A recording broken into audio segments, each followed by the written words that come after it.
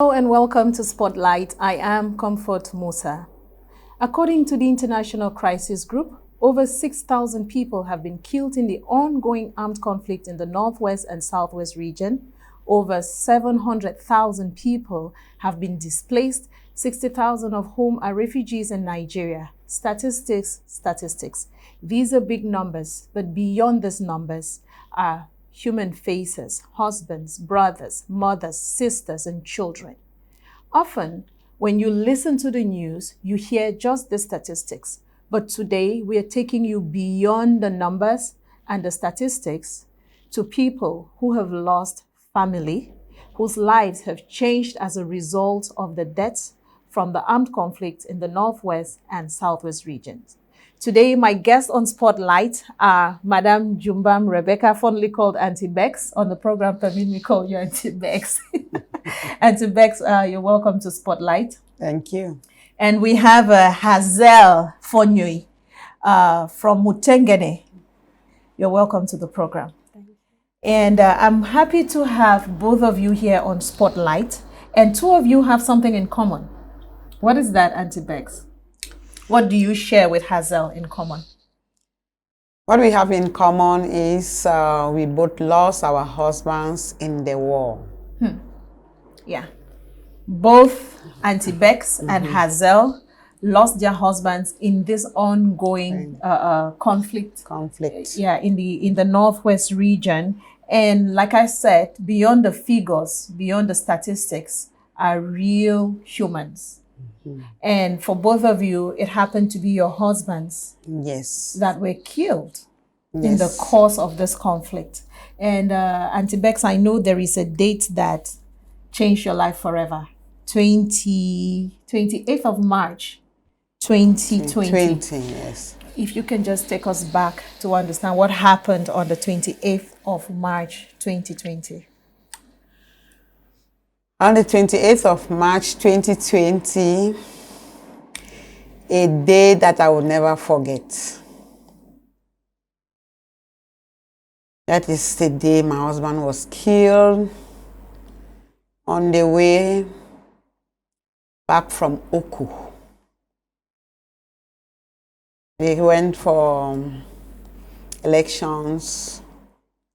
And they were in Oku for 2 months because there was no way for them to come back. The roads were blocked.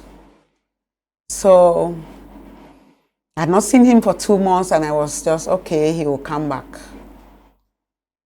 This very day, in the morning, before then, the Saturday breaking that Sunday. Okay, the 28th was a Sunday. Yes, the 28th was a Sunday. Okay. Saturday breaking that Sunday, somebody called me and said he's heard that they've kidnapped all the counselors that went to Oku. And I told myself, oh, it's okay. I just have to look for money because asking for is money. So I had my peace looking for money and I got some money. So I was just waiting for a call to send the money and then they will be released.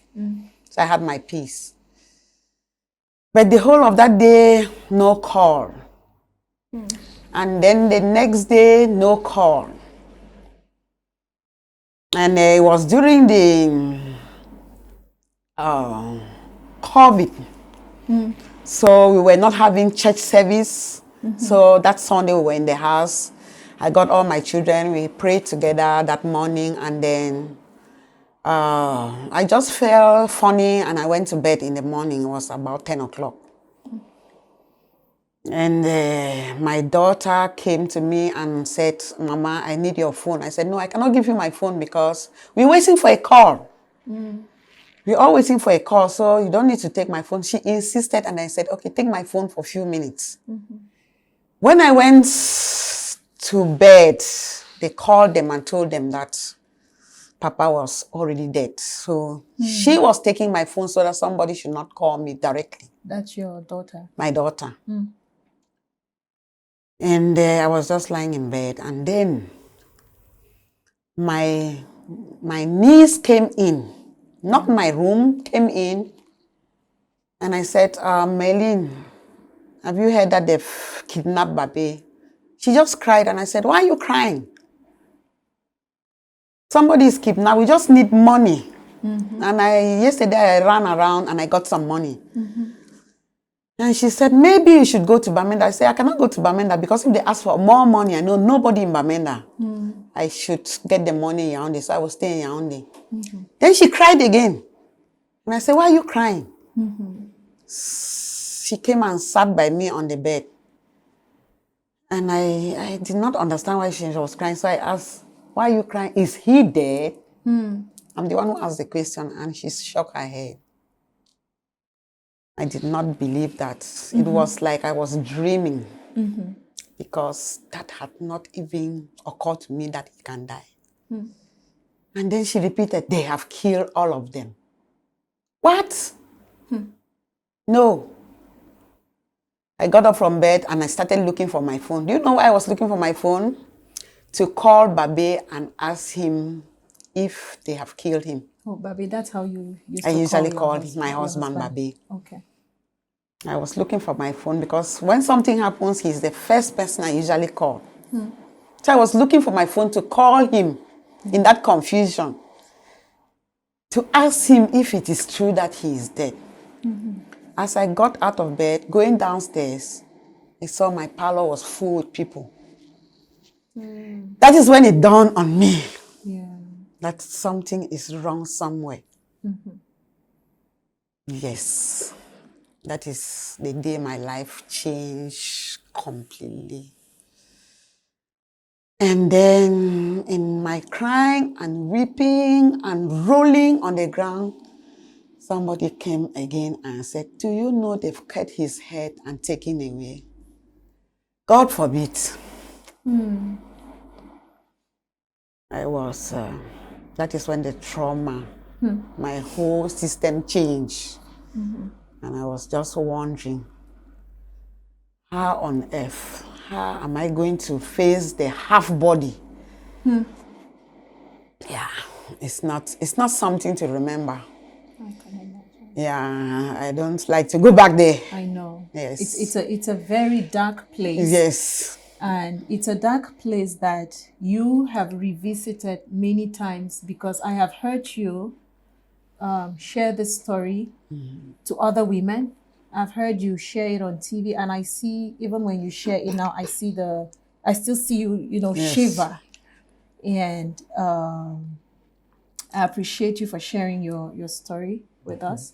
But I also want to, subsequently, you tell us why you chose to keep revisiting this dark place and sharing the story. But when this happened, you were away, you were in Yaoundé, and then eventually you traveled and saw the worst nightmare, and you did the burial. And then when you came back to Yaoundé, how did you cope? How did you get to this point where you can even narrate the story again? When I went for the burial, it went the way it went. Because it was quick. And I did not believe that I was sitting in front of that vehicle and I could not turn around and look at the coffin, because it was not Traumatizing. It was so traumatizing. Yeah. We did it and I came back to Yaoundé. Yeah. Yeah. And I struggled. It was a time of struggle. Yeah. People came, the church came. That's the Baptist church. The Baptist church. Yes, in Yaoundé. Many groups came. The youth wing, the women's wing. That is almost every day. People were coming. Okay. My friends came, they would sleep with me. But the bad part of it is just to think of how he suffered before he died. Right. Seeing death right in front of him and pleading not to be killed. When I remember that, my whole body is I see you literally shivering. Yeah. I struggle with it a lot. And I cried. I was staying with my brother-in-law. And every morning I would take the chair and sit in front of the door, and he will come and sit with me. And along the line, I will cry. And along the line, I will cry. And one day he told me, he said, he usually called me Mom. He said, Mom, do you know that you are very lucky? I said, lucky by my husband dying? He said, no, not like that. It's not only your husband who has died. They killed 8 people. And the other people were all in the village. I know some of the people. They were my neighbors in the village. And I know how they flee the village to come to town. But you were staying in town with your husband. You have a house. You have a job. But those other people who have died, their wives are in town. Renting because they flee away from the war. And I know one of them who doesn't have a job, and the husband has died. Their houses were burnt in the village. Yeah. So I slept over it in the night. It kept coming back to me. And I said, okay, I have a job, I have a house, and I even have tenants. What about those women with small children? My children are all working. Okay. Why did he say this to me? God, what are you telling me? In this, my difficult time, what are you teaching me? So when I got up in the morning, I said, Wilfred, come. He came. I said, do you know any of these women whose husbands were killed with Babe? He said, yes, I know one of them, but I don't know where she is. But she is in Yaoundé. But I don't know the quarter.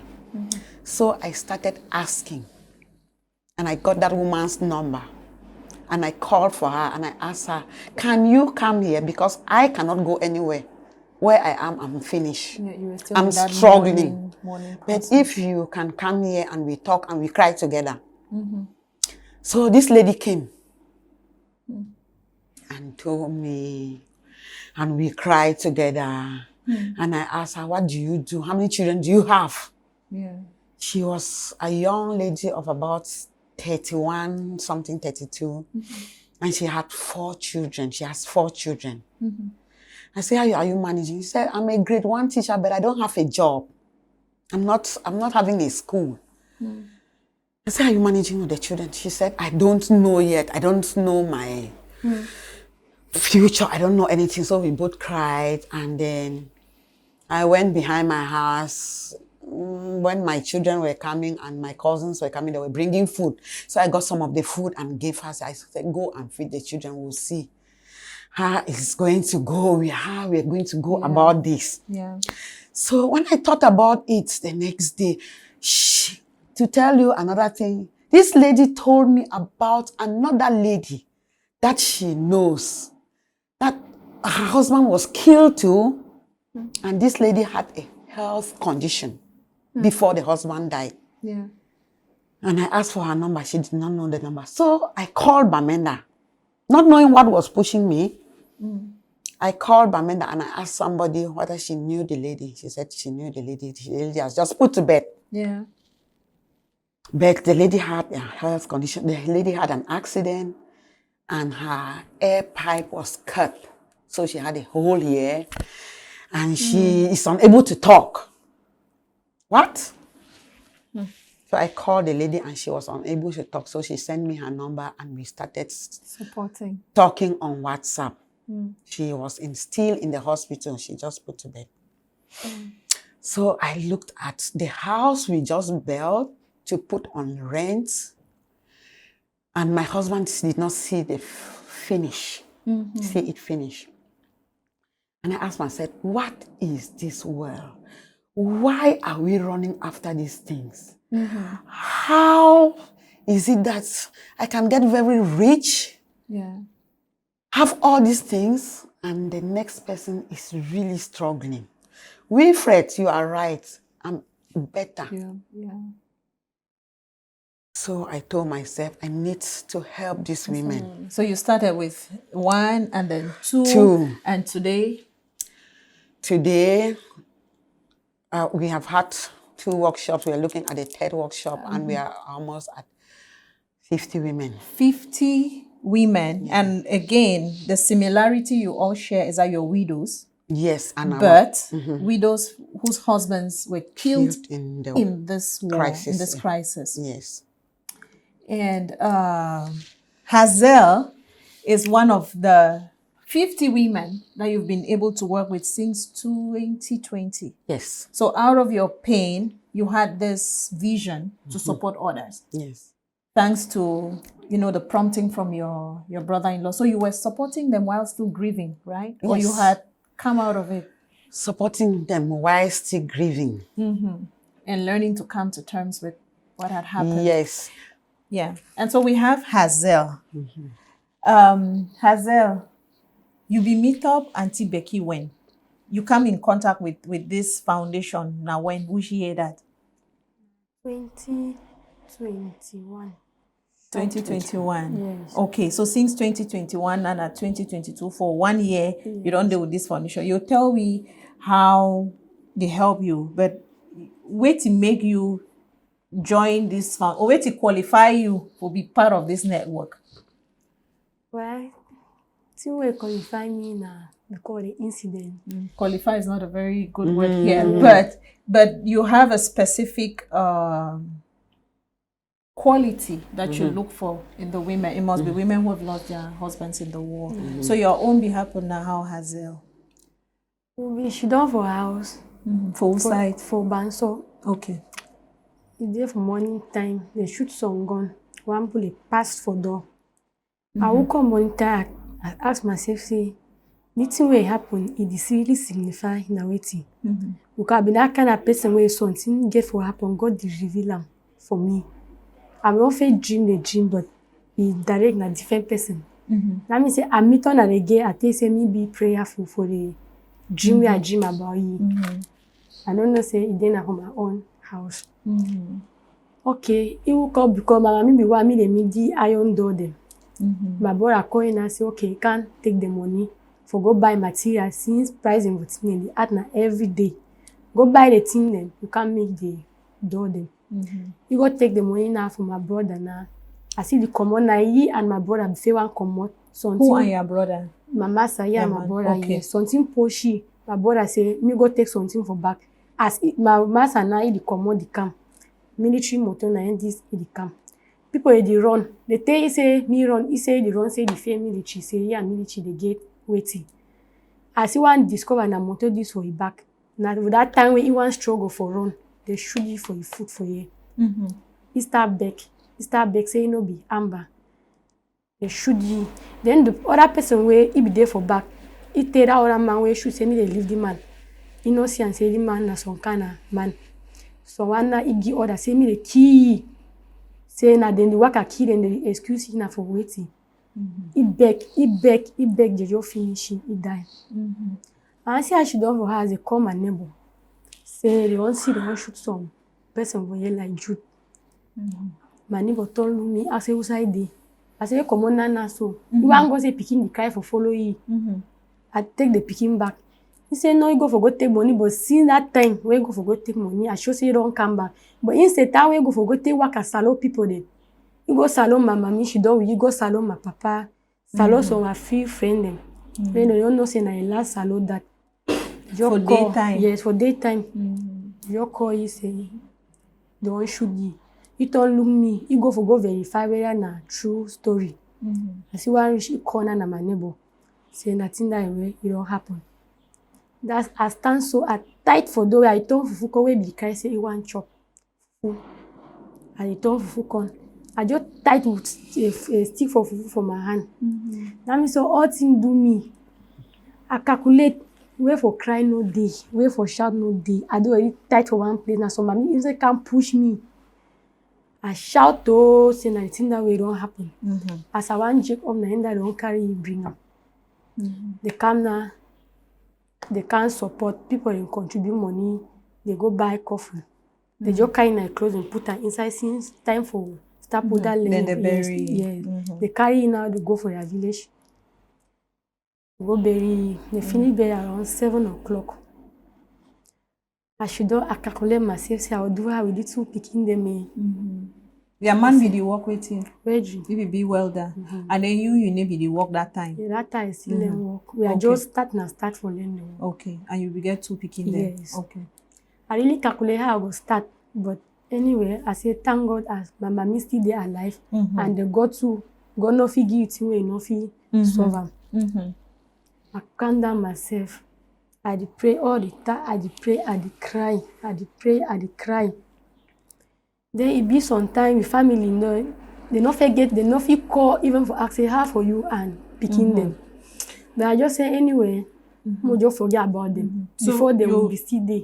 As your man die, you need to get work again. You dey struggle, you're picking them. Yes. You go now for the way come on go mutengene no. Yeah, as it die with me 3 days. My big sister since there for a cause me all will come. Okay. And now from All there right. now come. And now for the way they connect you to Anti-Bexy Foundation. This foundation, Jubam Family Foundation, is it named after your husband? Yes. So Jubam is your My husband's name. okay. And why have you carved this niche around working with widows whose husbands were killed in the crisis? Are all widows not the same? All widows are the same. There are many foundations for widows. I know many foundations that are taking care of widows, every widow. But to start with, I started with 8 women because 6 women whose husbands were killed with my husband. Yeah. Those are the women that I wanted to help. I wanted to see them come out. Yeah. And then, as God will have it, I did not have a lot of money to help many widows. No. And I did not plan to open a foundation. No. I thought my small means, I wanted to just work with those 6 women and see them smile. Yeah. So when we started talking, that is how my healing, and they started getting healed too. But I shared this with my son, who is abroad. And he said, Mama, I like the way you reason. I like the way you take things. We will put heads together and see how all of us can help. Okay. And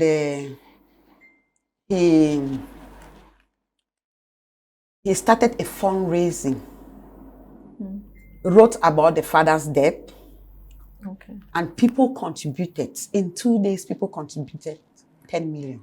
Okay. And then when I took that money, I looked at it and I said, no, this money cannot only be for 6 women. That is when the foundation came in.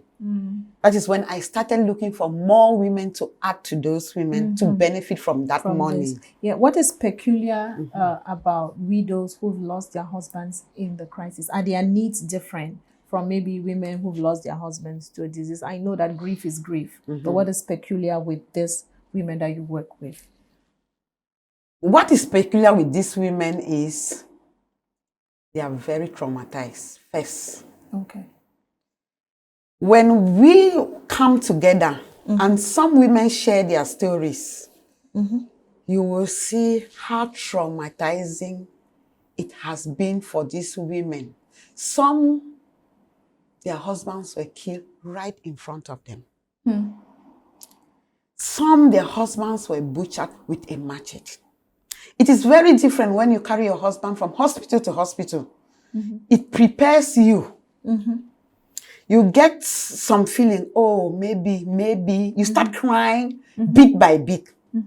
But when you look at these women and they tell you their stories, it's very different. And the struggle is very different.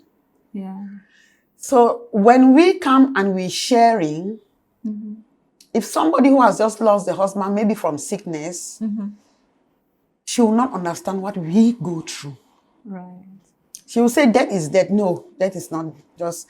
When I talk about it, and I remember my husband's head was cut off, Right. it just kills me. It just makes me feel like life is nothing. The trauma is real. I remember Yes. the last session you had, the one that Hazel attended in Yaoundé. I came around just to observe. I came as a journalist, but I ended up not doing any story. I sat at the back and just observed how the women cried. And I remember one of them said, even if it was just a space to come and cry, that's what she needed. You be there that meeting now. How you be feel when you get space where you see other women the way when I be just share the cry. Before then, you be to get any kind of support for the trauma where you be to go through. I don't be getting no support. That after we mommy call we. Even though I be go I say my own That way be go for that retreat, yes. Yeah, I be say my own over was, but that way instead I reach I hear other people them. I be fit get the opportunity for go see how they fit bury. Some people how no they fit bury see a man. Yes. Some people there's one if they die, they no fit see. I hear other people in their story. So woman narrate on how when I say self bury massa. So one day the kid they often no play with their die body and fit dey. So I look at it and say, God really like me. I say my own is very, very better for compared to others. At least I feel release. Yes, after I don't get the other people in their story. Yes. And then when the woman then can't gather, they talk this story, they cry. So what next after that, Auntie Bex? I saw all this. I mean, I was really in shock. Like I said, I came there as a journalist, but I left without writing a story because I just sat and took it all in, and I said, maybe in some months to come, we will have this conversation. So what do you do after they have unpacked all this and put it on your shoulders? Because there was a lot of hugging in that room that day. And what is interesting is the crying turned to laughter at some point. Yes. So they cried and then started laughing with tears. And for me, that was really beautiful to see that kind of healing. But what happens after that? Yeah, we have trauma healing counselors come in to talk with the women. We have people that I invite just to come and sit and listen to the women share their stories, because these women need somebody to really listen to them. Just give them a listening ear. They speak out their minds, and then they know that people care. It's very important. So after the trauma healing counseling, the women were so happy. They feel a lot of relief. Some even testify to me that if it's just that session of trauma healing, yes, they will just go back really feeling a lot of relief. And where do these women come from? The women, we get them from Northwest and Southwest. We've had women from Kambe, from Du, from Tatum, Oku, Fundong, Manfe,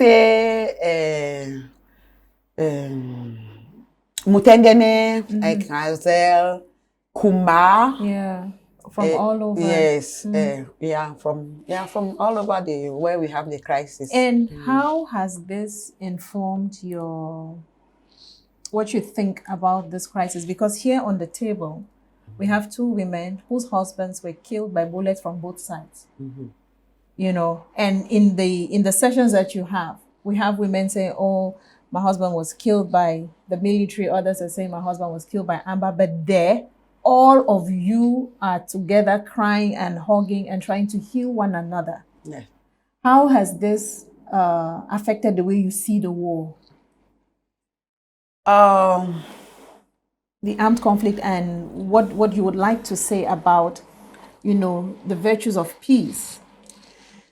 The war is, when we say war, it's nothing good about war. On both sides, people are being killed. And we are left like widows. Even if your husband was a military, you're left like a widow. You have the same name like me, widow. If your husband was, or your husband was killed by Amber, you're left like a widow. A war is bad. And I think that we should do all to not have anything to do with war. Because our children are left like orphans. We lost loved ones. The military are being killed, the people's children. The boys are being killed, the people's children. Mothers are crying because their children are being killed. Children are left like orphans and we are left like widows. What is good in this war? So our cry is that everything should be done to end the war. War is not good on, no matter what you're fighting for, people are being killed. And Hazel, like Mami the talk, it no matter whether the gun be common outside, one or 2 days on the opposite sides, and but we get the same struggle. I see the talk, it happen abruptly. You woke up, you cook fufu for your man. You end up na for bury that day. So how your life be changed as you get to uproot yourself, come Mutengene, how you support your pikin there, how your life done this since that time? Well, since we come Mutengene, life too be still be stopped for our side. But when I come across mommy, my life change. At least everything I feel released from the help where mommy give me, because it's not easy. She's really a mother. Even though it be there too like me, but it really agree for Helewi. They help you now how? Mommy give me a sum of 200,000 francs to go and start up a business, or if I want to continue my work. So I bought my machine through that money. Which kind of machine? Sewing machine.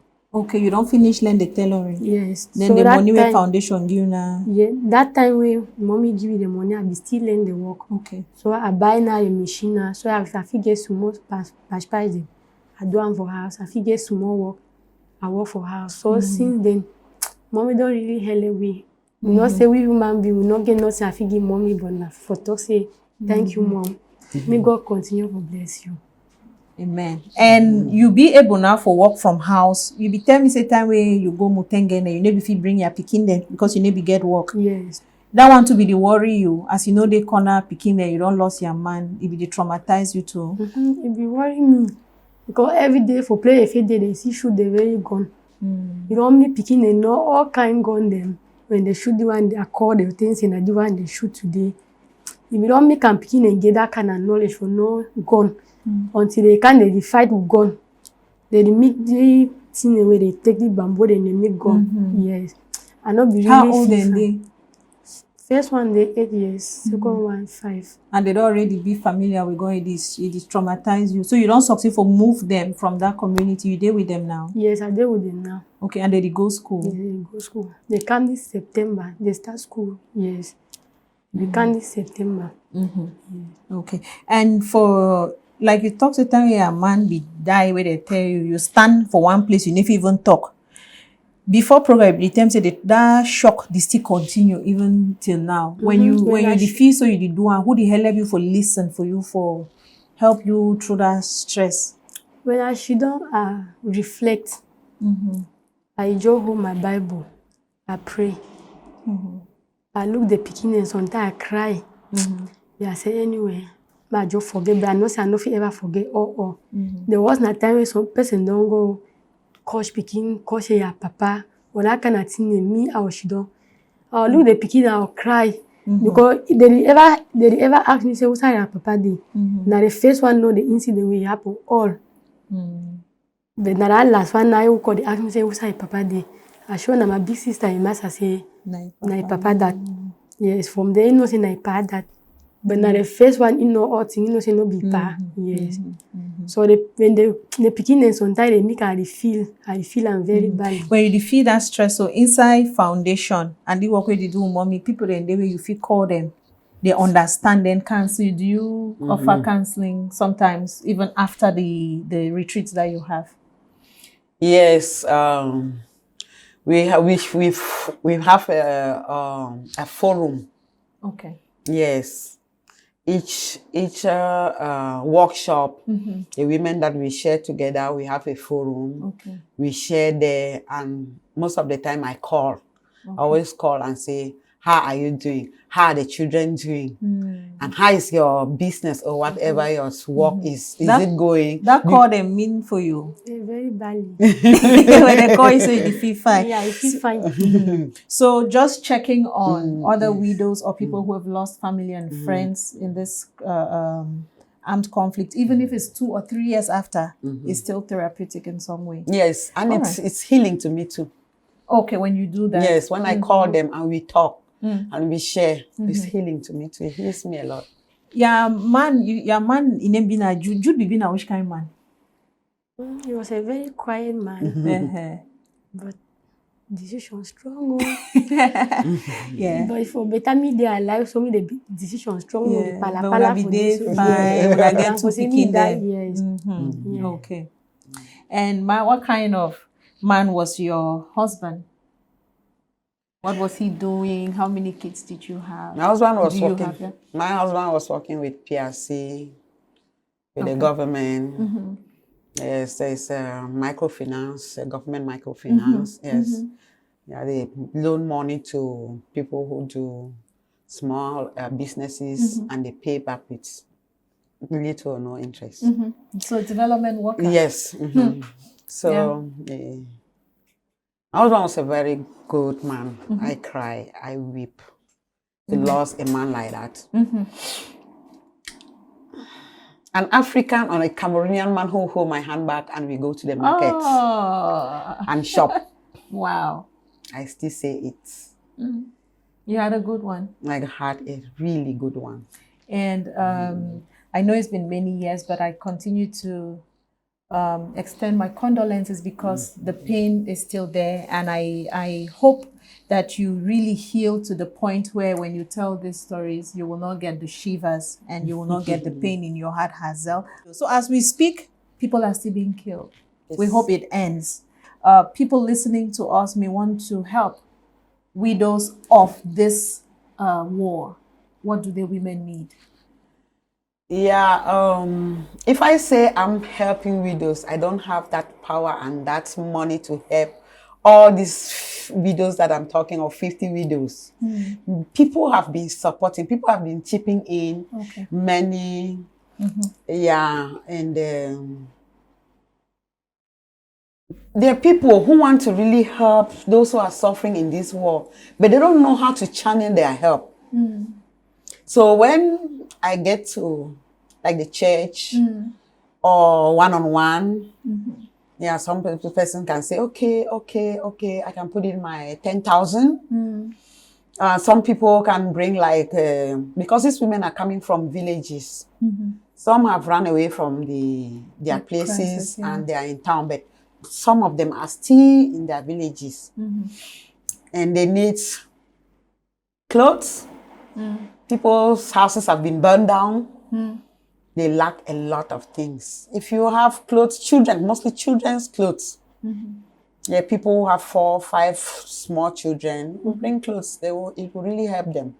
Soap, when they are going back, they have like packets of soap, rice, things like that they can carry. Yes. Things that can be portable things that they can carry. And any help counts. I'm sure they can get to the Jumbam Family Foundation, maybe on Facebook, and see how to help. And I really want to salute your courage for the work that you do. I've come around, I've seen what you do with these women, and it is really amazing because I was not aware of the needs that existed for widows from the armed conflict until I saw you and saw these women and heard their stories. Hazel, we're glad plenty as you come today for make people understand how when we read for news say some one person don't die, we need to understand how if family, a woman, a pikin and if you and your owner since 2018, today now 2022, you still struggle for balance fine and it still hurt you for your heart. For most of we, once the news on pass, you hear again tomorrow another one. But like we talked for the beginning, beyond statistics, beyond the figures, are real humans feeling the pinch of the war, and we hope that this can be history someday. So as we the end, Hazel, as you go, one last word before we wrap off the program.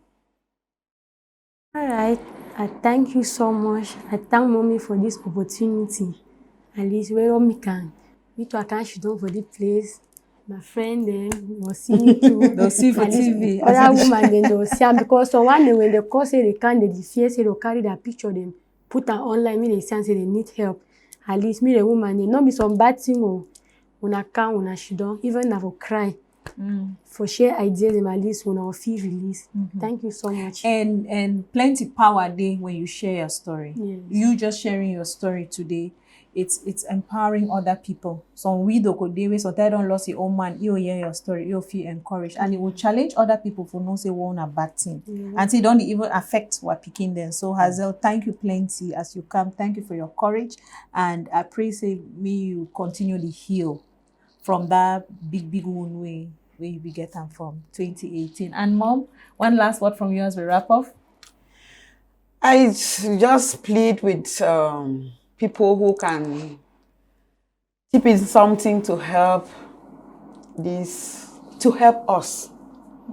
Even if you don't have something and you know that our workshop is going on, come. Just listen to these women.